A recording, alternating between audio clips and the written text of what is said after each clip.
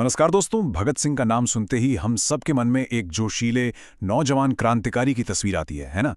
लेकिन क्या आप जानते हैं कि पिस्तौल और बम से भी ज्यादा ताकतवर उनका हथियार उनकी कलम और उनके विचार थे।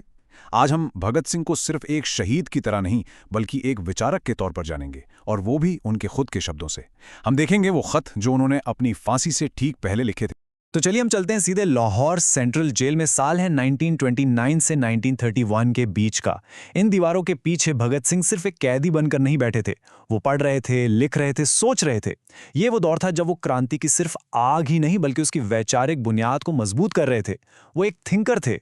और उनकी सोच की बुनियाद क्या थी, वो इस एक लाइन में साफ हो जाती है। मेरी जिंदगी इतनी कीमती नहीं है कि उसे उसूलों की कीमत पर खरीदा जाए। सोचिए जरा, ये शब्द उस इंसान के हैं जिसे पता है कि उसे फांसी होने वाली है। उनके लिए जिंदगी से भी बढ़कर थे उनके सिद्धांत, उनके प्रिंसिपल्स।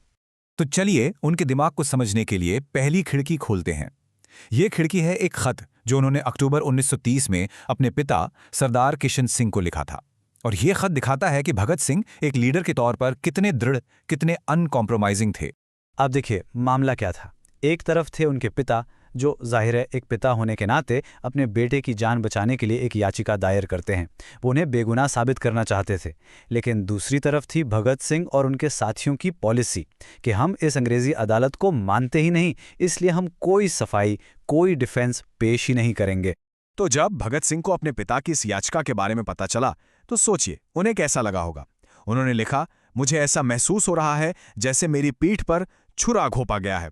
ये सिर्फ एक बेटे का गुस्सा नहीं था दोस्तों, ये एक लीडर का दर्द था जिसे लगा कि उसके अपने ही लोगों ने उनके पूरे क्रांतिकारी स्टैंड को, उनके पूरे संघर्ष को कमजोर कर दिया है। और फिर वो सीधे सीधे लिखते हैं, पिताजी मुझे कहने दीजिए आप फेल हो गए। ये शब्द सुनने में कितने कठोर लगते हैं ना। लेकिन यहां भगत सिंह एक बेटे की हैसियत से नहीं बल्कि एक लीडर की हैसियत से बोल रहे थे। उनके लिए क्रांति का मकसद परिवार के रिश्तों से भी कहीं ऊपर था।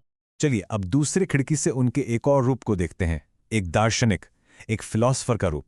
और यह हमें दिखता है उस खत में जो उन्होंने अपने साथी क्रांतिकारी बीके दत्ता को लिखा था। यह खत बलिदान की एक बहुत ही गहरी समझ दिखाता है। तो हुआ यह कि असेंबली बॉम्ब कांड के बाद भगत सिंह को फांसी की सजा सुनाई गई। वो एक शहीद बनने वाले थे।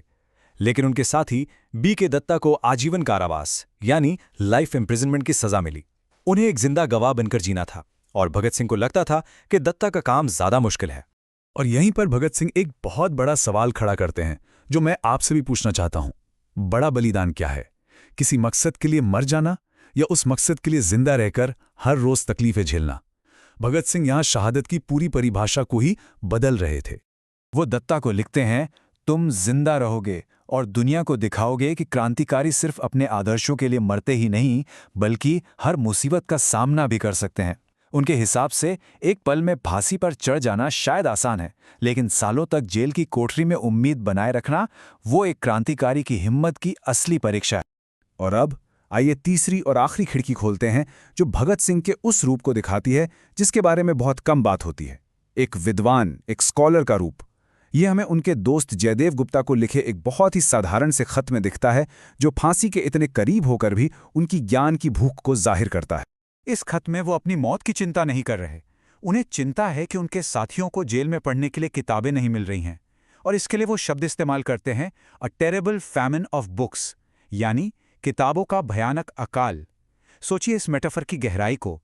उनके लिए ज्ञान की कमी खाने की कमी जितनी ही गंभीर थी। और वो कौन सी किताबें मांग रहे हैं? कोई हल्की फुल्की नॉवल नहीं। देखिए इस लिस्ट को। कार्ल लिबनिख्त की मिलिटरिज्म, बर्ट्रन रसल की why men fight, Karl Marx की सिविल वॉर इन फ्रांस।